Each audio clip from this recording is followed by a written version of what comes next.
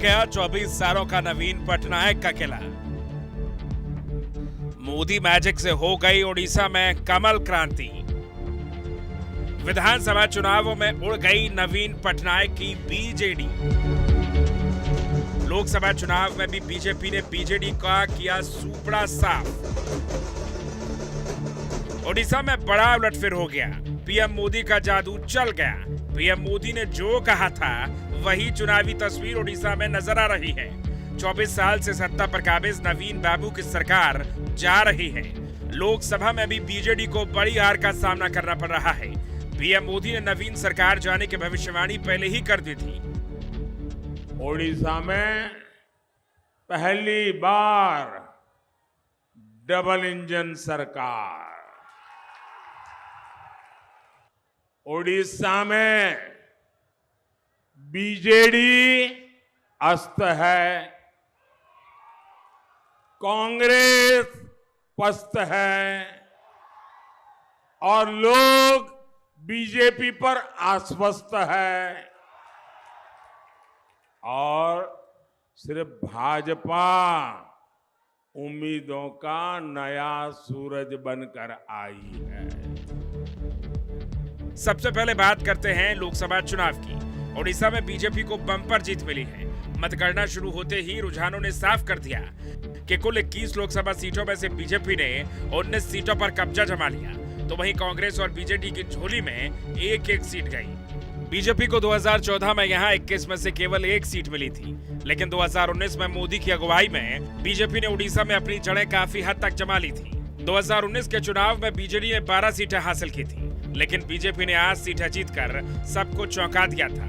कांग्रेस ने महज 1 सीट जीती थी।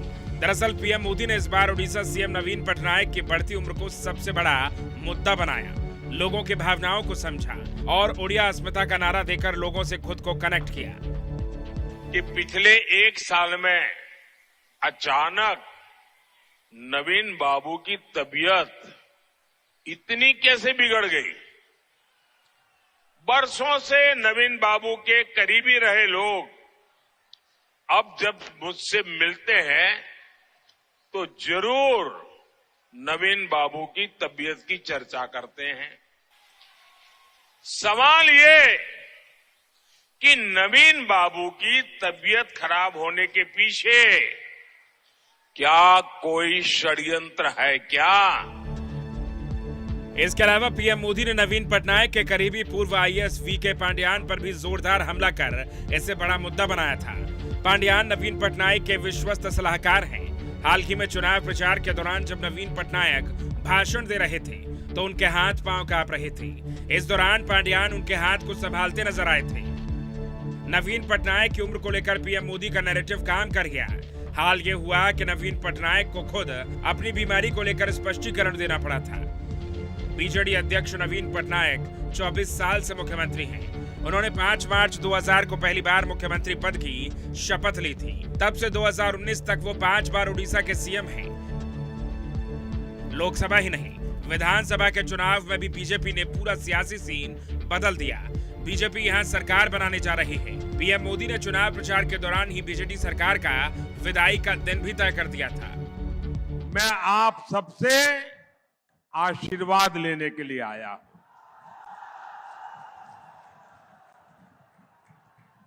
और मैं आपको देने के लिए आया हूं 10 जून का निमंत्रण।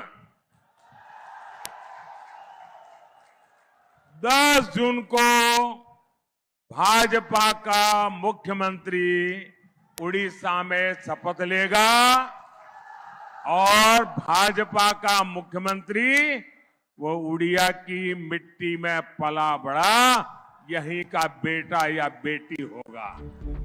ओडिशा के बीजेपी नेता का मानना है कि उड़ीसा में नतीजे चौंकाने वाले नहीं हैं। हमें अपनी जीत पर पूरा भरोसा था।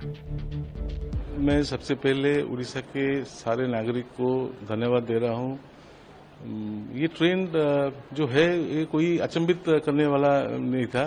हम लोग इलेक्शन से पहले ही जान गए थे कि उड़ीसा का मूड परिवर्तन के लिए जा रहा है।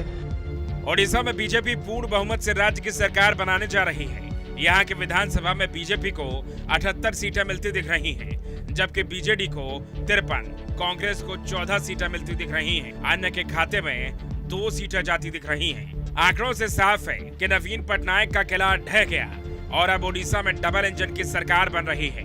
2019 के विधानसभा चुनाव में बीजेडी ने बम्पर जीत हासिल की थी और 113 सीटें जीती थी। बीजेपी को 23 सीटें मिली थी, जबकि कांग्रेस को 9 सीटें मिली थी, अन्य को 2 सीटें मिली थी।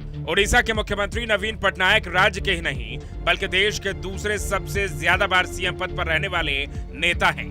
देश में पहले नंबर पर सिक्किम के मुख्यमंत्री पवन कुमार चामलिंग ने सबसे ज्यादा समय के लिए सीएम पद की शपथ ली है। नवीन पटनायक कभी एनडीए का ही हिस्सा हुआ करते थे, लेकिन 2009 में नवीन पटनायक ने एनडीए से राहें जुदा कर ली थी। इसके बाद वो ओडिशा में अपने दम पर सरकार चला रहे थे, लेकिन एनडीए से उनके संबंध हमेशा ही सौहार्दपूर्ण रहे। चुनाव से पहले एनडीए में जाने की चर्चा थी, लेकिन सीट बंटवारे पर बात नहीं बन सकी। दोनों पार्टियों की दोस्ती परवान नहीं चढ़ पाई, लेकिन मोदी मैजिक के चलते बीजेपी ने इस बार अपने दम पर ओडिशा का किला फतह कर लिया।